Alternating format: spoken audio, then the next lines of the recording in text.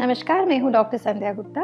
I am your breast cancer specialist and today we are talking about hidradenitis suppurativa. हम इस series में इस बीमारी के बारे में बात कर रहे हैं.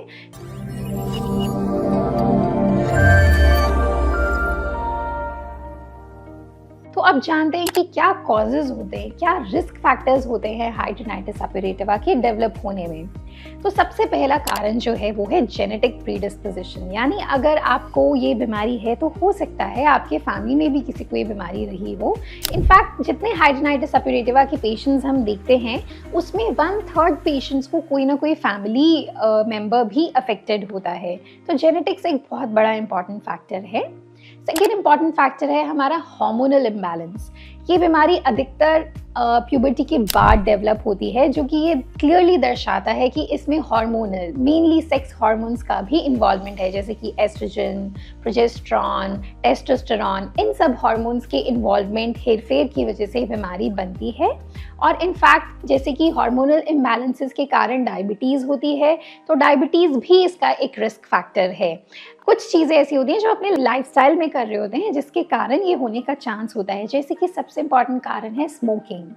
सेकेंड है ओबेसिटी, यानी अगर हमारा BMI ज़्यादा है, बॉडी मास इंडेक्स ज़्यादा है, हम थोड़े से हेल्दी साइड पे हैं, तो भी बीमारी होने के ज़्यादा चांस रहते हैं. फिर अगर आप बहुत टाइट क्लोथिंग पहनते हैं, उस एरिया में बहुत फ्रिक्शन लग रहा है, तो वो भी एक बहुत बड़ा रिस्क फैक्टर है. स्ट्रेस अपने आप में एक बहुत बड़ा रिस्क फैक्टर है, ना कि हाइड्रोनाइटिस सप्यूरेटिवा के लिए बट बहुत सारी बीमारियों के लिए.